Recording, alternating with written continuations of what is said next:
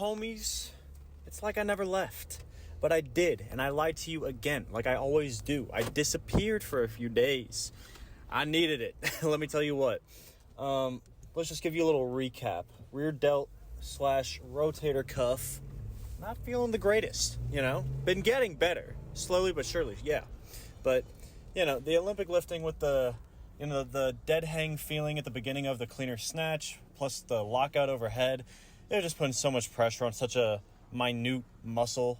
The rotator cuff is a very scary place. And just about every important part of your shoulder connects there. My little hiccup has been in the rear delt. So, decided, let's take a little mini break from Olympic weightlifting, give myself some time off. This happened because the other day, I took my rest day, as I always do after the third day. And then I woke up the next day and I was like, you know what? My shoulder feels close to recovering. It feels the best it's been. Let's give it one more day. Just in case. Because sometimes you just got to relinquish that control a little bit. Now, what I didn't realize was that there was a lot more control that needed to be relinquished. Because my dumbass thought that I was going to go in and just chill out for an extra day and then come back and do some fun little PR weights when I got back. Because let me tell you, I'm prepped as hell right now. I feel very good. Physically, I'm going to lift the most I've ever lifted once my shoulder recovers to 100%. But I was mentally and physically fully convinced and committed to doing some at least near as heavy a weight as I can go. I was feeling like a 3-plate clean and jerk, repeat the 365 front squat from last week, whatever I can do on clean pull, just do some good effort stuff. And that didn't happen whatsoever. I did the warm up on clean and jerk and I instantly felt my rear delt shoulder area twinge. I was like, oh. And then, sometimes you're going to sit there and you're going to be like, surely not. Surely that wouldn't happen to someone like me. I'm built different. I wouldn't do that. I wouldn't be so weak as to not be able to do my warm-ups. And, 185 just about took me to the ground. I got humbled very quickly. Gravity worked against me, and all of the hype instantly vanished from the world. I was very sad and upset because in the moment, I've gotten a lot better at just like rolling with the flow sometimes, not going by the perfect schedule of a program as I can make it. But in that moment, you're going to get upset, no matter what you do. We're irrational humans that have very emotional brains. You got to be very wise, experienced, or just old in general to be able to really lock that shit in the moment you do it. And most of the time, you're still going to have that split second, even if it's just a minute or half a minute, whatever. You're going to sit there and be like, that sucks so much. And I'm just flat out disappointed in myself. Not because we want to put ourselves down. It's just a bit more of a coping mechanism that your brain's like, hey man, you didn't try hard enough. And that sucks of you. But then you realize that we're human. Shit happens. We got time. And at least you have to believe that you have time in order to have hopes for making good progress in the future. But in that moment, I was pissed. But as I always do, even though I didn't do a video with you guys, because I honestly just needed a day. I was fully committed, not leaving the gym until I figured something good out for my shoulder. Some good recovery work, just something that would make it feel a little bit better for the next day instead of having a bad warm-up and then just quitting on the spot. Because I'm not a quitter, damn it. Even if it sucks and I'm a little disappointed in myself, I'm not going to just go home. I'm going to do something that makes me believe that it was a positive day. And this was yesterday after that second rest day. So I actually had some really good strength building exercises on the cables, just targeting the hell out of my shoulders. And then the biggest thing was realizing that my current resistance band exercises that I do before every workout, they're great. Don't get me wrong. They're very, very good for strengthening your joints and getting everything as pumped as it needs to be to start the heavy lifts. However, my resistance band has about 85 pounds of resistance behind it. Me and my big boy brain self thought that was amazing. I'm doing so well because my resistance band is more resistant than yours. And that's some bullshit. You do not need a lot of weight for the resistance band. I learned that very quickly, and that's probably part of the reason why my shoulder ended up not recovering so well the past couple weeks, because I've been using that band, and it's quite literally just too hard for me to do good, solid slow controlled reps that would recover my shoulder faster. I don't need to put weight on the shoulder right now. I need to allow it to recover back to, a baseline, and then get to that maintenance level before I can push the heavy stuff again. And again, you really don't need weight on a resistance band. You really don't. So decided right then and there, through some advice from a homie that was talking me through it a bit, that we need to get a really light resistance band. Not because, again, specifically for the stretches I was doing on the rotator cuff, it's such a minuscule, tiny muscle, kind of like your abductors or your adductors. They are very tiny, and they do not get worked in the main muscle groups half the time, if not all of the time. I only do main muscle group strength lifts, so the majority of the time I never even hit my little small guys in the middle that just are kind of there, just a little bit of support, but they don't really grow that much. And so with the lighter band, I was able to get a full and controlled slow tempo pause rep on the rotator cuff for several different positions, some new ones that I learned actually that were really beneficial.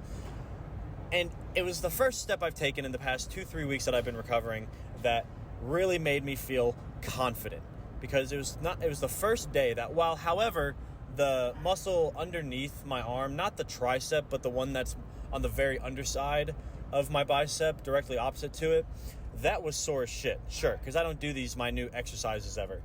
But my shoulder for the first time had no pain. And, there's been discomfort, there's been some major soreness, but it was still like that tiny little pinch at the end of the rep with the heavier band and any other Olympic lifting I was trying to do. So we live and we learn as we do. That's what we love to do. That's the whole point of sticking through it, doing your best. Even if you're fucking up, you're going to figure it out at some point if you're consistent and passionate. We get to today. And I have the glorious idea. And I'm like, okay, we obviously need a little mini break from Olympic weightlifting. That's fine, I actually haven't taken a break from Olympic weightlifting in 4 years. So it's bound to happen at some point. I've never injured my shoulder in my life. Let's just take some time to reevaluate, reassess, and just relax to an extent. But you know me, if I can still do something, I'm going to do something. And my bench and my squats are unaffected at the moment. So I'm like, we can fuck around a little bit. And by the way, not the overhead squat. The only reason I can't do overhead squat is because the push jerk overhead, that lockout still hurts like a normal snatch would. So I'm not going to mess around with overhead squat for at least the next couple days. However, had the amazing idea that I would, for the next 3 days, because this is the second half of the week from what I had been training prior to this past couple days where I kind of disappeared for a minute. And so I was like, okay, let's just do front squat, back squat, and bench press every day for the next 3 days. And then we'll switch up the order at which we do them to hit some interesting exercises, really test what I'm capable of, and just have some fun. I'm still recovering, so as long as I'm not doing too much to where I feel like I'm going to get injured and everything feels great, I can do some comfortable top singles, not a big deal. Let me tell you now, I was overconfident as hell. No way am I going to do top heavy sets for just a single on 3 main power lifts. Ain't happening. I really learned that through the front squat. I don't know if you got there yet. Oh, did we make progress today? I cannot believe the progress, because I honestly felt really not great getting in, because I don't squat first, ever. I always do Olympic lifting first. And so it primes my core before I even start, even if it takes a little bit of the strength out.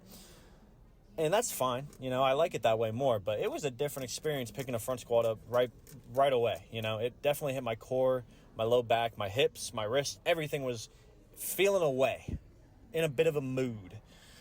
And so I was like, okay, we're probably going to cap at 345 today. Leave it there. I'm not going to really try to kill myself with this stuff if it's just going to hurt me in the long run. Just do something nice, because we have to do shoulder exercises afterward anyway.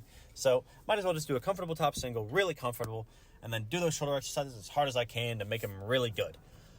How did I put up 385 today? I got the blues on top of the 3 plates. If you've been here long enough, I have never in my life put up this weight. And mind you, it moved pretty damn well. And now let me tell you something. I have a bone growth on my left hand. I know that it was starting to slide off my front, that my elbows weren't as high as I could keep them, that my delts maybe weren't as strong as I could hold them. But I don't give a shit, man. My back was as straight as I could possibly keep it. My elbows I kept as possibly high up as I could. And that's the whole point, as I could.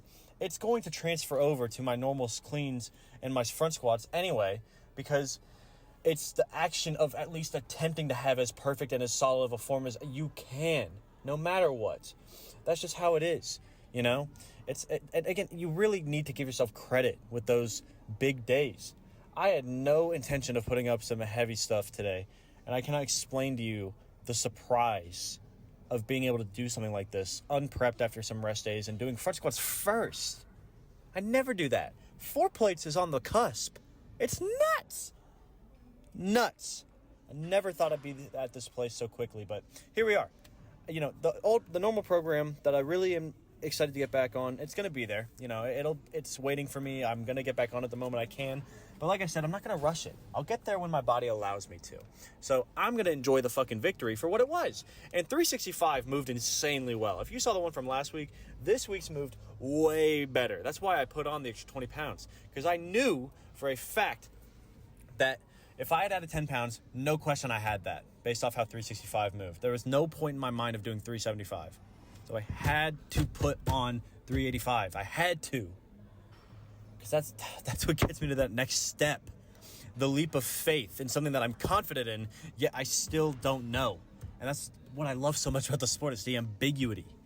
You know, the last half of the video, as I'm probably already there, it's just me doing my shoulder exercises. I figured I'd let you guys in on what I'm doing, because they're hitting. I know they don't look anything special, but they are hitting in a major way, especially on my right as well. My right's not injured at all, but I've never done these types of isolated exercises before, especially with the band work at the end, and it's working. This is why I tell you guys all the time, if you have one half of your body that's injured, you have to work out the other side at the same rep and set ranges, even if it's easier, because if you do it with just doing that one injured side, the moment it's not injured anymore, it's going to be twice as strong as your right, and then your right side's going to get injured twice as fast. You know, the buildup is going to come back and hit you so hard, and then you're going to have to spend another month in recovery, and it's just not worth it. Physically, 9.35. And that's not as high as you'd think. With new front squat weight I've never hit before, crazy. But truthfully, going up to 3 plates, I didn't even feel good. I was not really in the mindset for it. I wasn't as hyped as I wanted to be. But the closer and closer I got to that new dream weight, that new goal that I didn't expect to be able to do in that moment, it just, the hype builds, man. It builds every set, and I love it. It gets me going so quick. And the shoulder exercises, again, I'm making the confidence I'm feeling and getting that stability in my rotator cuff for the first time, amazing. It's really making up for the lack of mobility on that bone growth on my left hand. So I think when I get back into snatching and doing clean and jerks, my pulls are going to be a lot more even, which is going to be really, really nice to see. Mentally, I got to give it a very nice, very solid 9.45, just above. It was a great day. I've honestly been doing great. You know, it's when you truly allow yourself to learn how to relinquish control, it can change the world, man. Because you care about something so much that a hiccup, a small obstacle, a missed day is going to make you feel like a failure. And to an extent, that initial feeling's inevitable. Like I said, that initial emotional reaction of disappointment, it's going to happen to the best of us. But it's the ability to step back up, the ability to come back and remind yourself that you're better than that you have it in you. It's just about sticking through it and being consistent through the hard stuff to where that you earn the best of your best, you know? And man, it's really hard for me to let that kind of control go. I want to do my best. I want to be the best me I can be, but you can't rush that best version of yourself. It'll happen if you allow it to. But if you try to make your best happen when you're at your present, it's never going to happen. You know, that's why you allow yourself to believe that in that present moment, that is the best that you had per this present moment in this day. Even if you have higher hopes for yourself, you give yourself the credibility for this present moment where you're trying your absolute best. And then for the stuff in the future that you look up to, the big hopes and the big dreams, let that control go. Truthfully, you let life happen to you. Don't force life to happen. You can't. You don't have control over life. The only thing we have control over are our own actions, our own emotions, and the way that we want to perceive and move throughout our day. So at the very least, let your present self be the best version that you can put out right now, and then hope that next time you come in and you step foot in that gym, that you're a whole new person, that you've got twice as much hype built up against you. And if you fail, I don't care. More room to grow, you know? Be excited when you fail. This shoulder injury has shown me so many liabilities that I have in my lifting, and I've been doing it for nearly 4 years. And I have been so risk heavy that I didn't even realize it, you know? And so I've never been happier and more excited to learn and move past this, because it's going to make me so good. Even if I can't pinpoint a time, I know it's going to happen. It's not a what if. It's going to happen. I just have to be patient, go through the motions, be a little power lifter for a couple days. And then when it feels good, we'll start with the light stuff, see what happens, and then move up from there. That's all it is. Anyway, felt amazing today. Great day. Tomorrow, you're going to see me just do a heavy back squat, and then I'm going to do the shoulder exercises again. Day after, we will do bench press for a heavy set, see what happens there, because the shoulder has still been sore on bench, but it hasn't been limited like the snatch and clean and jerk. So I'm going to try to do something really cool with that and see if I can bench really well. Other than that, it's just loving the moment, you know, being patient, you know, it's even because this is another part of letting go of that control. You've got to commit to that ideology you have to at least get to a point where you can change it up and earn that change, you know, because my shoulder already feels 10 times better than it did the other day, like mountains better, to where I want to try snatching and clean and jerking again, but it's not worth it. I've already committed to doing these next 3 days the way that I want to with this full recovery. So at least let me give myself that first commitment and then try. And then if I fail, I can say, okay, well, at least I gave it the highest extent that I wanted to hold myself to. And then we can learn better and do better the next time. Do a full week of recovery like that. That's how you learn. Commit to it in the moment, earn that shit, and just allow yourself to just be okay with not being the best right now that you might hope for. That's the whole idea of passion. You're never actually going to be the best that you hope for, because your hopes are always going to grow. So let them grow and be happy that they're higher than your own expectations. But don't let the expectations tatter that hope you have, that passion that you have in the moment. Live that moment the best you can, and then look forward to whatever you can do after, regardless of the weight. That's all. That's my TED Talk. Whatever. I'll be back. I love you guys. Thanks for hearing me yap about. Let me know how your love's in life.